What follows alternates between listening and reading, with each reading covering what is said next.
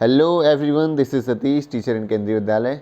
तो कैसे हैं आप लोग? आई होप आपकी इंटरव्यू की प्रिपरेशन काफ़ी बेहतर चल रही होगी पहले से, और लगातार हमारी इंटरव्यू की सीरीज़ अपलोड हो ही रही है। आप देख रहे हो कि डेमो सीरीज़ भी कंटिन्यू हमारी अपलोड हो चुकी है, और दूसरा ये इंपॉर्टेंट क्वेश्चन आंसर की सीरीज़ हमारी चल रही है। तो इसी सीरीज़ का ये अगला वीडियो है जिस पे आज मैं कुछ क्वेश्चन आंसर डिस्कस करूँगा। उसके पहले मैं बता दूँ कि अभी रिसेंट में केंद्रीय विद्यालय ने, आपने देखा होगा कि असिस्टेंट कमिश्नर जो है, असिस्टेंट कमिश्नर, उसके इंटरव्यू की लिस्ट जारी की है।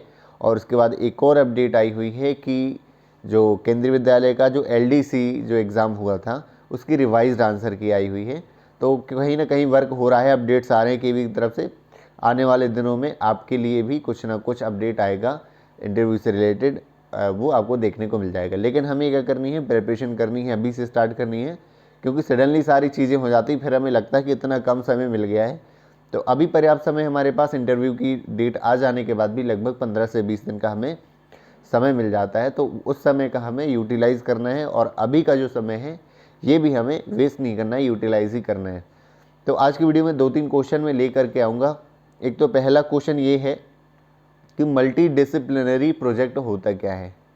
अब ये केवी के लिए बहुत इंपॉर्टेंट है, क्योंकि केंद्रीय विद्यालय में अभी कुछ टाइम से, लगभग 2 सालों से, ये मल्टी डिसिप्लिनरी प्रोजेक्ट बनवाए जा रहे हैं बच्चों से।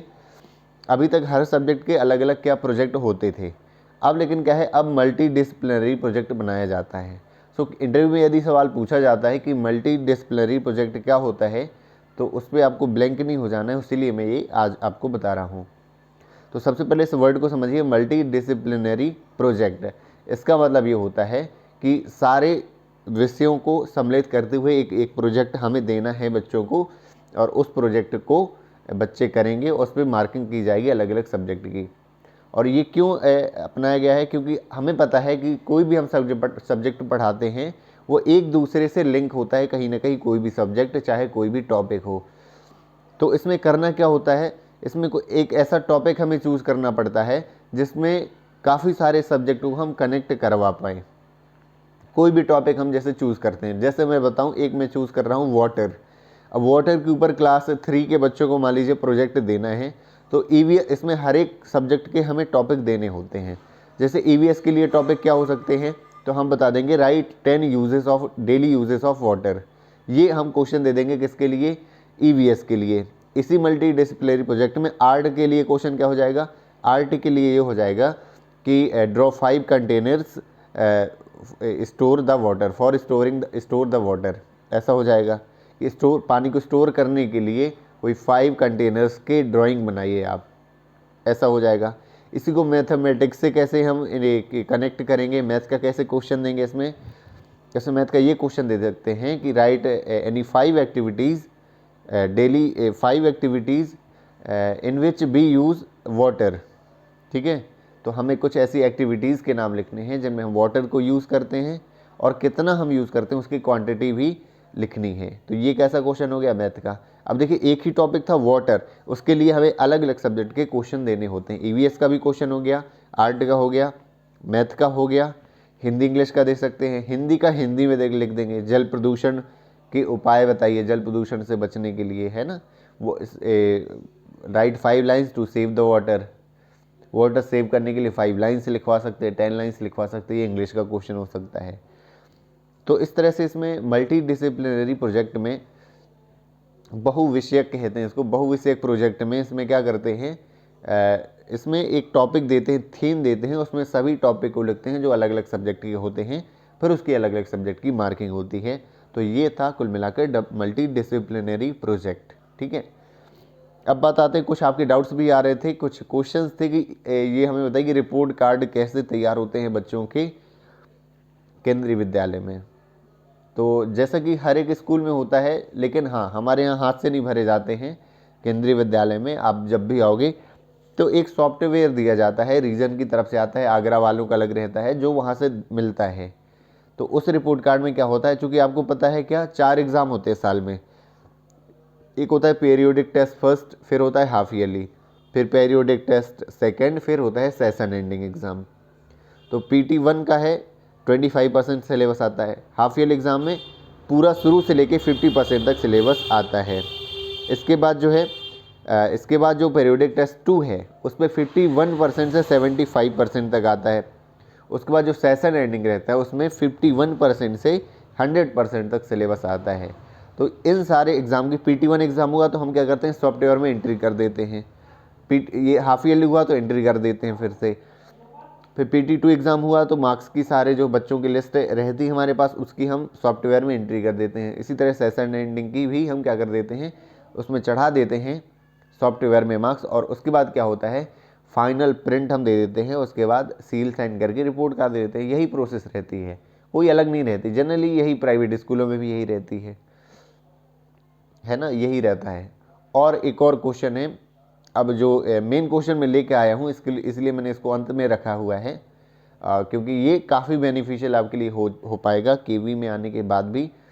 और अभी भी काफ़ी कुछ इस क्वेश्चन के थ्रू कुछ क्वेश्चन आपके और ज़्यादा कवर हो जाएंगे।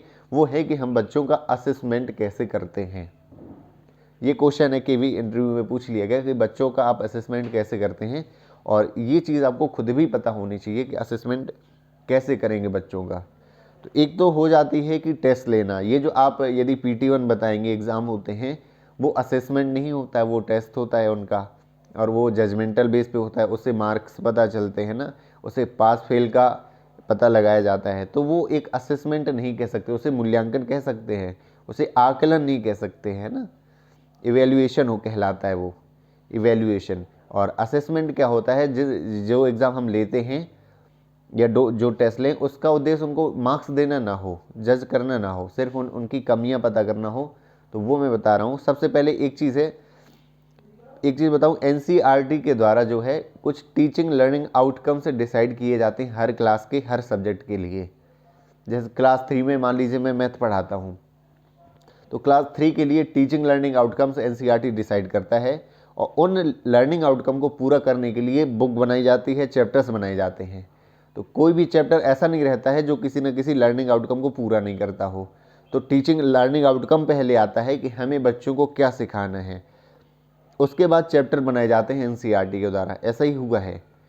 और उस चैप्टर के द्वारा NCERT ने मेंशन किया हुआ है कि कौन सा लर्निंग आउटकम पूरा होता है।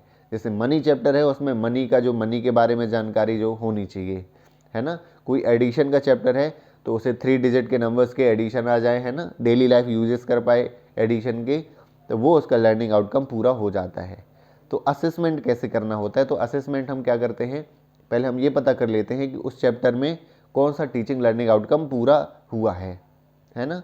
उसके बाद उस टीचिंग लर्निंग आउटकम बेस पे हम क्वेश्चन देते हैं। अब असेसमेंट ओरल भी होता है, रिटन भी होता है ना। कि एक जैसे मान लीजिए कि किसी बच्चे को 3 डिजिट की नंबर्स की अवेयरनेस हो जाए। क्लास 3 में यही रहता है, मैं बता दूं आपको कि क्लास 3 का जो टीचिंग लर्निंग आउटकम नंबर्स के लिए क्या रहता है कि 3 डिजिट की नंबर से बच्चे अवेयर हो जाएं। तो उसके लिए क्या करते हैं असेसमेंट करने के लिए, एक तो जम्बल्ड वर्ड्स लाते हैं कि 573 लिखा है, कई जगह अलग अलग नंबर, हमने इस पर उंगली रखी और बच्चों से पूछा, बच्चों ये कौन सा नंबर लिखा है, ये कौन सा नंबर लिखा है, एक एक बच्चे से। तो असेसमेंट हो गया ना। और दूसरा क्या होता है, इसको लिखित में, रिटन में असेसमेंट ऐसे लेते हैं कि उनसे नंबर्स लिखवा देते हैं। कोई नंबर लिखा, उनकी इंग्लिश लिखवा दी, उसको हिंदी में पढ़ने को बोल दिया, तो ये असेसमेंट रहता है। और असेसमेंट बेस हम देते क्या हैं उनको, जब हम चेक करते हैं उनको तो मार्क्स देते हैं या क्या देते हैं, मार्क्स तो हम देते नहीं हैं। तो फिर क्या करते हैं, हम उन्हें लेवल के अकॉर्डिंग डिसाइड करते हैं। तो जैसे हमने एक कोई टीचिंग लर्निंग आउटकम लिया और यदि उस टीचिंग लर्निंग आउटकम में बच्चे का स्कोर देखा या उसकी परफॉर्मेंस देखी, यदि उसे बिल्कुल नहीं आ रहा वो चीज़ पढ़ाने के बाद, तो उसको हम लेवल 1 देते हैं कि अभी उसका टीचिंग लर्निंग आउटकम बिल्कुल भी पूरा नहीं हुआ है। उसके बाद जो है पार्शली पूरा हुआ है, मान लीजिए कुछ नंबर्स वो लिख पा रहा है ना, कुछ नंबर्स नहीं लिख पा रहा है 3 डिजिट के, कुछ की स्पेलिंग आ रही है, कुछ की नहीं आ पा रही है। इसका क्या मतलब हुआ, इसका मतलब ये हुआ कि जो टीचिंग लर्निंग आउटकम है ये पार्शली क्या हुआ है, अचीव हुआ है। तो ये L2 में आ जाएगा, लेवल 2 में आ जाएगा। इसके बाद लेवल 3 में कौन आ जाएगा, जिसका टीचिंग लर्निंग आउटकम जो है वो कम्प्लीटली अचीव्ड हो चुका है, उसका 100% पूरा हो चुका है। और जो लेवल 4 होगा वो किसको हम देते हैं, वो इसको देते हैं जो क्या बन पाए अपना, जो किसी दूसरे बच्चे को सिखा भी देता है, उसे इतना अच्छे से आता है वो चीज़ कि वो किसी दूसरे बच्चे का पीयर ग्रुप बन सकता है। पीयर ग्रुप क्या कहलाता है कि वो ग्रुप में बच्चों को सिखा भी सकता है।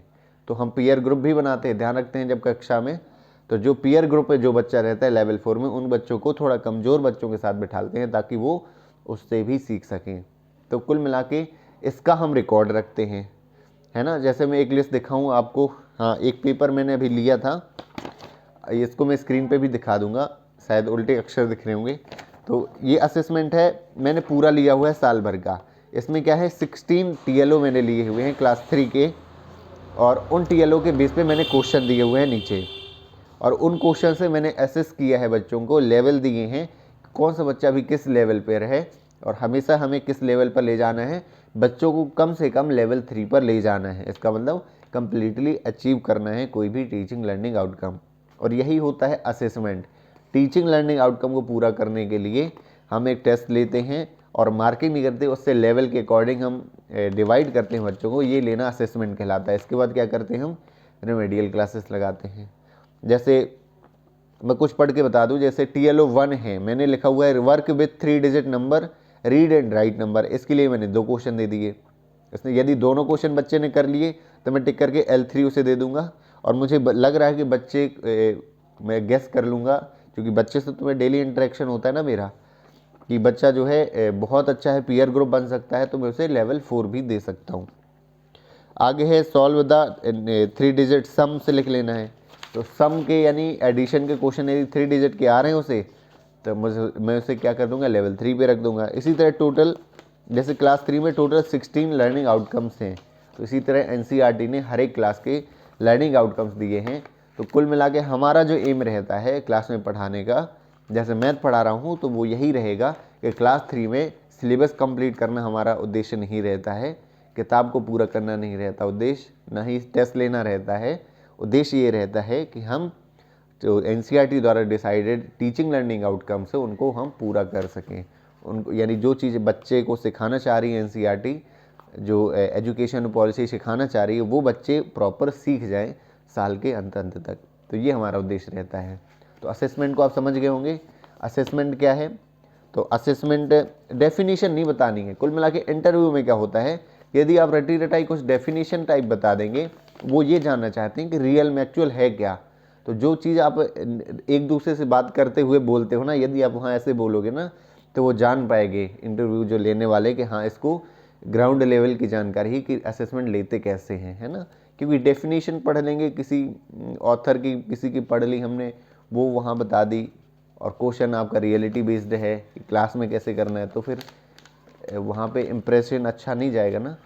तो असेसमेंट कैसे करते हैं, तो 2 पार्ट होते हैं, एवेल्यूएशन और असेसमेंट। तो एवेल्यूएशन जो क्लास में टेस्ट होते रहते हैं, जो जजमेंटल बेस पे रहते हैं, उनको स्कोर दिए जाते हैं, पास और फेल पता किया जाता है, वो रहता है आपका एवेल्यूएशन, एग्ज़ाम्स टेस्ट कह सकते हैं। असेसमेंट वो होता है जिनको क्या होता है, कमियां पता करने के लिए और लेवल पता करने के लिए बच्चा किस लेवल पर है, और लर्निंग आउटकम को 100% अचीव कराने के लिए पहले टेस्ट लिया जाता है असेसमेंट, और उसके बाद में रेमेडियल क्लासेस के थ्रू हम उसे, जो बच्चे रह गए हैं, कुछ बच्चे जिनका पूरा नहीं हो पाया है लर्निंग आउटकम, उनको हम पूरा कराने के लिए ये असेसमेंट टेस्ट लेते हैं। सो उम्मीद है ये कुछ चीज़ें आपको समझ में आ गई होंगी। आगे में आप कमेंट भी करते रहिए। तो जो मुझे लगेगा कि कई बार क्या होता है कि आप जनरली कट ऑफ पर क्वेश्चन पूछते हैं, और मेरी हर वीडियो कट ऑफ पर आई तो आप भी नहीं देखेंगे, क्योंकि मैं अब संगठन का, मैं वहाँ पर थोड़ी हेडक्वार्टर में बैठा हूँ, इवन वहाँ के लोगों को भी ज़्यादा पता नहीं होगा, क्योंकि वो सारा रिकॉर्ड डेटा क्या है, कुछ ही लोगों को हो सकता है वहाँ पता हो, लेकिन उतनी लिंक नहीं होती जनरली किसी की, और ये चीज़ें गोपनीय रहती हैं, किसी को बताई भी नहीं जाती हैं वहाँ उनके द्वारा। और जब आएगी लिस्ट तब सभी को पता चल जाएगी, हमें भी उसी टाइम में पता चलेगी, आपको भी उसी टाइम में पता चलेगी। तो थोड़ा सा पेशेंस रख लीजिए, बाकी प्रिपरेशन करते रहिए। So thank you so much for watching this video. मिलते हैं अगले वीडियो में। Thank you.